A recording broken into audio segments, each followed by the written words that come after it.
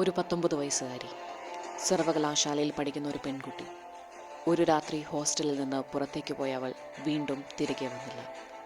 അടുത്ത ദിവസങ്ങളിൽ നഗരം മുഴുവൻ ഞെട്ടിച്ചുകൊണ്ട് അവളുടെ ശരീരം 2000-ലധികം കഷ്ണങ്ങളായി കണ്ടെത്തി.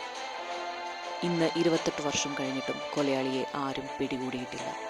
ഇത് ചൈനയുടെ ഏറ്റവും വലിയ ദുരൂഹ കൊലപാതക കഥയാണ്.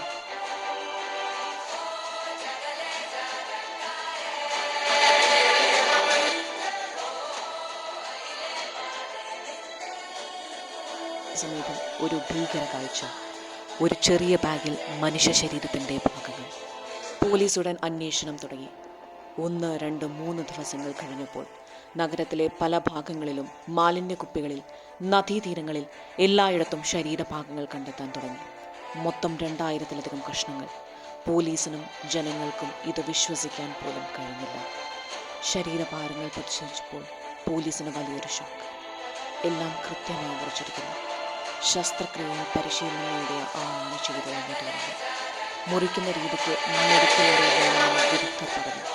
അതുകൊണ്ട് തന്നെ കൊലയാളി ഒരു സർജനാണോ, മെഡിക്കൽ വിദ്യാർത്ഥിനിയാണോ എന്ന ചോദ്യമായിരുന്നു. 2000-ലധികം ആളുകളെ ചോദ്യം ചെയ്തു. സർവകലാശാലയിലെ അധ്യാപകരെയും വിദ്യാർത്ഥികളെയും പരിശോധിച്ചു. DNA പരിശോധനകൾ നടത്തി. പക്ഷേ യാതൊന്നും തെളിവ് കിട്ടിയില്ല. ഇതോടെ പല അഭ്യൂഹങ്ങളും പ്രചരിച്ചു. ഐക്വിങ് ആരെങ്കിലും പ്രണയബുദ്ധമുണ്ടായിരുന്നു?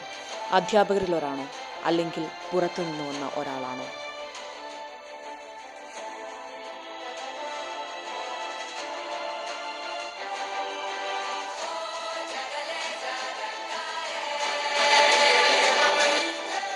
ഈ കേസ് കേട്ടപ്പോൾ നഗരം മുഴുവൻ ഭീതിയിലായി. ഒരു പെൺകുട്ടി ഹോസ്റ്റലിൽ നിന്ന് പോയിട്ട് ഇങ്ങനെ എന്തുകൊണ്ട് സംഭവിച്ചു? സർവകലാശാലയുടെ സുരക്ഷാ സംവിധാനം എവിടെയായിരുന്നു? ചിലർ പറഞ്ഞു ഇത് ഇൻസൈഡ് ജോബ് ആയിരിക്കും. കുറച്ചുപേർ പറഞ്ഞു കൊലയാളി സർവകലാശാലയിൽ നിന്നുള്ള ഒരാളാണ്. പക്ഷേ സത്യാവസ്ഥ ആരും അറിഞ്ഞില്ല. ഡിഒയുടെ കുടുംബം വർഷങ്ങളോളം നീതി തേടി. വർഷങ്ങൾ കഴിഞ്ഞിട്ടും കേസിന് യാതൊരു പുരോഗതിയും ഉണ്ടായില്ല. 2021 അവർ സർവകലാശാലയ്ക്കെതിരെ കേസ് കൊടുത്തു. കുട്ടിയെ സംരക്ഷിക്കാൻ കഴിയാത്തത് അവരുടെ തെറ്റാണ് എന്ന് പറഞ്ഞു. എന്നാൽ ഇന്നും അവർക്ക് നീതി ലഭിച്ചില്ല.